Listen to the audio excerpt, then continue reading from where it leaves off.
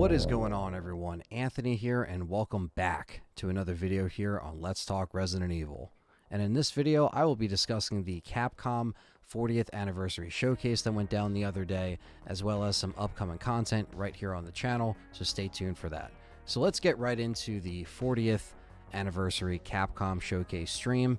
This was a streaming thing that they started last year, having their own Capcom highlight showcase, and with a lot of the developers doing their own showcase, or the actual brands themselves like Sony, Microsoft, Nintendo, they all kind of do these digital showcases, and some of these can either be hit or miss, right? We've had our weird couple of years with these live things being pretty good, pretty mid, pretty low tier. And with something like this, we didn't get exactly everything that we wanted from just being a Resident Evil fan. Now, I'm a Capcom fan as well, obviously, and I support their products and I always buy their stuff. But obviously, with a Capcom showcase that also is coming right after Resident Evil 4 Remake, a lot of fans wanted to see Resident Evil 4 Gold Edition or some kind of separate ways. And we didn't even see that. Now, of course, Capcom did have a lineup of stuff that was on the website. You had Ghost Trick Phantom Detective, more of Exoprimal that they were showing off, announcing an open beta that's launching this week again, and Dragon's Dogma 2. And, of course, they showed the brand new IP that was also at the Xbox Showcase, which is Path of the Goddess. So that is something that is brand new that looks pretty good. So a lot of the stuff that they did show in this category, especially Path of the Goddess, Exoprimal looks really good, Dragon's Dogma looks really good. I did enjoy what we got at the showcase, and it did look good. But the and more was what a lot of people were wondering. Like, what is this and more? Like, what is going to be the surprise, or what are they going to show? And a lot of us fans were hoping that we would get something with Resident Evil. It's the 40th anniversary of Capcom, right? Resident Evil existed 27 years of that. So you would think that they would have something Resident Evil related, even if it's not RE4 Gold Edition or Separate Ways related or RE9 related. It could be a Death Island clip. It could be just something. Just give us something. Or even say, oh, by the way, 2 and 3 are now going to be on PlayStation Plus, you know, or on the service, because there's only Director's Cut, and there's so many other PlayStation games that Sony is neglecting to put on their service. They're getting there, but they still aren't quite there yet. And especially with the classics like Resident Evil 2, Resident Evil 3, so on and so forth, other titles that I'm not going to get into because the list goes on. There's a lot that needs to be added on there. But we didn't get anything with any Resident Evil announcements or anything like that. So if you're a Resident Evil fan, you were probably, you know, shaking your head, face palming. I get it. I don't think that just because this announcement wasn't made that it's not happening, and I know a lot of people are starting to assume that and jump to that, but I don't want you to, because I think they'll just kind of announce it when they want to. I think Separate Ways is pretty important to Resident Evil 4, and it was set up to have, you know, Ada just kind of be explored a little bit more from her perspective, to see things from her perspective, to see how everything unfolds. And some of the stuff that was quote-unquote cut out of the game can also be showcased in Separate Ways. Not that there was much cut out of RE4 Remake, but there is stuff like U3, the cage fight, things like that, that we may see in a Separate Ways. So a lot of fans were kind of waiting to see that, but it doesn't look like they're showing anything just yet. But us fans know that Resident Evil 9 is definitely being worked on. It's definitely being developed. We just don't know when they're going to actually show a trailer. We know they always make the mainline games along with the remakes, and Capcom also recently had a survey that went out that was asking, you know, what remake do fans want to see from Resident Evil? And of course, a lot of people put in their respective choices. Now, I think it goes without saying that Resident Evil 5 Remake is the next one, the no-brainer, just because that's where they kind of left off from Resident Evil 4, with that ending, with the post-credit scene and everything like that. So in that case, that's what I'm expecting, but that doesn't mean they're not going to take that survey into an account of, okay, let's see what the fans want to be remade down the road, because they have, you know, this roadmap that they have going well for them because it's been successful. You have 8 million copies for Village, I believe. So there's a lot of hype and you know, new fans coming into Resident Evil, which is great. And of course, Capcom is on an upswing with all these releases. They do have their plate full. They got RE4 that came out in March. That did really well. Obviously, Street Fighter 6, which I played. Really fun game, fantastic game. And Extra Primal looks pretty good. I know a lot of people were kind of dogging on it and saying, oh, you know, with Dino Crisis and stuff like that, not being remade. Look, I want a Dino Crisis remake as much as the next guy, but this does look like they're using a lot of things that could potentially be used asset-wise for a Dino Crisis game. Who knows? But, you know, it looked kind of weird with the trailers, but as the gameplay got more, you know, exposed, we were able to actually see more of the combat and what they were doing with it. It looks pretty cool, and it's on Game Pass day one, so it's something I can also check out and just let you guys know how I feel about it, or even stream it with some of you guys who support me through Patreon and YouTube memberships and stuff like that. So, and then along with Dragon's Dogma, like, that all looked good, but we didn't get Resident Evil. The whole thing with Pragmata was the big thing, because that was the other Capcom IP that we got a small glimpse of when they announced it, but we didn't see, you know, anything else. They delayed it, and basically this trailer just showed a little bit more, but confirmed that the delay is still happening even further. You know, the little girl was drawing a thing. It said 2022, and it was crossed out, and it was like 2023, and it was also like said like sorry. So they basically had a "we're sorry" message that popped up. Now, did it look good? Absolutely, it looked really good.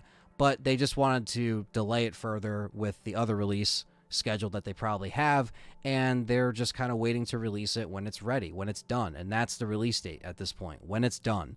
And that's better than releasing something that's broken. You know, Capcom has had a really good track record recently with releasing games that run as they should, you know, that play very well. Obviously, there's different performance issues between certain consoles sometimes with certain games, but that happens with every game, unfortunately. But I think with Capcom, how it runs in the RE engine, they can get things to run in 60. They can get things to run in a smooth way on the current gen consoles, and on PCs, a lot of this stuff looks beautiful on PC. So they have a lot of their stuff in order, and I think the Capcom Showcase wasn't the worst thing, because we did obviously get, you know, some sales. There's the, you know, the Ace Attorney stuff they showed, little things like that. But Pragmata is, you know, yet to be seen, as well as, you know, with a release date anyway. And actual gameplay, they kind of showed the cinematic snaps of people on the ship using powers. Very fast pace, you know, looks very sci-fi, space-esque. Obviously, that's the kind of vibe, the aesthetic that they have with these like robots, kind of mech suit type things. Again, very cool that they're doing something different, and they also have, you know, Path. They also have Path of the Goddess, which is another game that looks really cool. So it's cool to see some new IPs in the mix as well. And again, hopefully we'll see an update later on some of the other games that they mention here, as well as some more Resident Evil stuff. Who knows? There'll be another Resident Evil or Capcom Showcase sooner or later, I'm sure, that will go into it further. But the only real thing we got here, RE related, was the RE4 VR footage, which we already saw, which looks great, but I just can't justify that price right now for a PSVR 2. And it is free DLC, which is expected, but we just don't know when it's coming out, because that doesn't even have a date. So who knows? They might line something up to have this RE4 Gold Edition or this extra DLC to be kind of all bundled or released together.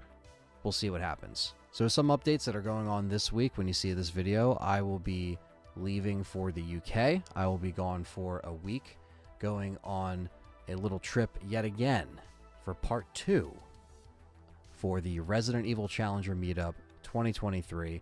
I am so stoked. Me and Callie are so excited to go back, and it's going to be a fun time to just hang out, go to the meetup, see the RE Challenger crew, see all the fans and friends, and just have a really great time over there. And I will be there for a week, so that is going on this Saturday. So when you're seeing this video, I'll already be in the process of leaving or already have left. What's up, guys? Anthony here, and a little post-edit audio thing that I'm doing here. Just want to let everybody know that for the Resident Evil Challenger Meetup for 2023, this Saturday, we actually do have a few slots opened. So if you are in the area and you are interested, please reach out to myself or Nuji on Discord, and we can get you on the list. It's going to be a great time. And of course, I wanted to also plug the stream that is going on. So it's going to be the last stream for a little while on the Resident Evil Challenger channel. As you guys know, they're taking a bit of a hiatus after the meetup in these summer months here. So the live stream for this upcoming week is going to be a very special one, because it's also part of Summer of RE, technically, even though it's on the Resident Evil Challenger channel. It's kind of a part of everything, because the Dicelocks were last seen on LTRE the last Summer of RE, and now they are making a return. The Resident Evil 3 Nemesis Dice Lock Round 2, Attempt 2, because last year you guys won, the audience, and the internet was being turned off at a certain time, and we didn't hit that mark. We didn't beat it in that time. And if you guys don't know what a dice lock is, if you're new, basically the donations that you give to the chat during the stream essentially changes the stipulations live. With every donation, there's a dice roll. Whatever that number is, it changes the stipulation. So you guys are in control, and we have to be up for the challenge. And we came this close last year, so I know this time we're going to be able to do it. And we're going to be able to have some kind of redemption from that, and it's going to be a fun stream. So when is that happening? It is going to be happening on June 20th, and I have it right here just to make sure. June 20th, and it's going to be at 2 p.m. Eastern Standard Time, at least over here. It's going to be around 7 when we start over there. But we're basically going to have the same kind of setup, but this time we have another special guest to the stream. It's going to be me, Nuji, Izzy, and Andy from Biohazard Declassified. So it's going to be a very cool group to try to take on this game. We're going to be passing the controllers, because that's also one of the stipulations, to pass the controller. So a lot of people will also get chances to play different parts, you know, see how we can get through different areas depending on the situations, the stipulations, and all that good stuff. So I am so looking forward to this. This is going to be a hell of a time. You guys do not want to miss it. I will put the link down below for the live stream, and we are going to get our redemption. So the Summer of RE has officially been kicked off, and of course the Resident Evil 4 remake podcast that was put out a little while ago, about a week ago at this point, a week and some change. That was important to get out just to kind of get the podcast back up and going. I do have another episode that is going to be dropping shortly, so thank you for that. I know it's been a little more dormant than I would have liked it in the last year, with me just going back to doing a lot of the stuff solo and trying to get different people on.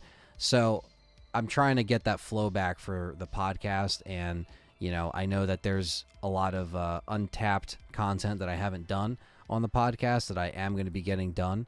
And one of them this summer is going to be the continuation of the movie reviews. As you know, we stopped reviewing them after Apocalypse, so I have to do Extinction onward. And I also want to cover the CGI animated films that take place in the Resident Evil game canon. So there's a lot of stuff, the novels. So this summer is going to be another kickstart to more podcasts, more discussions. Obviously, live hangouts are always going to happen. And, of course, Dicelocks will also be returning. Beyond just the Resident Evil 3 Nemesis Dice Lock in the UK, I will be also attempting Dicelocks on games that I haven't done a Dice Lock for, which has been, you know, quite a fun ride to kind of go through each game. But there's a lot of games that I haven't even touched yet. And, obviously, I want to be a little bit more practiced and up to speed before I take on something, you know, that is a little more challenging. So, but that's what's fun about it. So the Dice Locks are going to come back, and of course there is also going to be just not part of Summer of RE, but it's going to be also a part of the summer live streams, and the content is going to be Silent Hill 2. A lot of you are probably wondering, you know, what happened with the poll, and well, Silent Hill 2 already won, as I announced on the other live stream, but I want to start that when I get back from the UK, so probably the week after. So probably the week of the 25th, sometime in that week of June, I can at least start the first part of Silent Hill 2. It's my second time playing it on the channel, but this time it will be a lot more updated with better production. I'll be playing it on a more stable version of the game, so it'll be very fun. And you guys supported the channel on Patreon, YouTube members. You voted on that and made that possible. So thank you for that. And that will also be happening as well.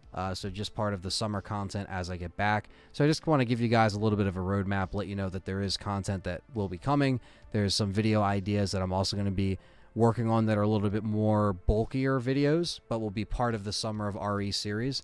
And, you know, obviously it's summertime. A lot of people are traveling. A lot of people are, you know, not watching either YouTube as much, or they're not inside as much. But I will continue to supply content for the summer, even though we're not getting a Resident Evil announcement or a big, you know, push of RE. Now, of course, Death Island is next month. I haven't forgotten about that. That is in July, so that will also be covered as part of the Summer of RE, and it will be reviewed in a podcast or some kind of review, even if it's just me kind of sitting here saying, this is what I think about the film, coming fresh off of a viewing of it. But maybe there'll be some kind of Resident Evil Death Island viewing party or something. Obviously, I can't live stream anything like that, but I can probably do it through Discord or something. So that will be kind of cool to maybe watch it with a couple of fans.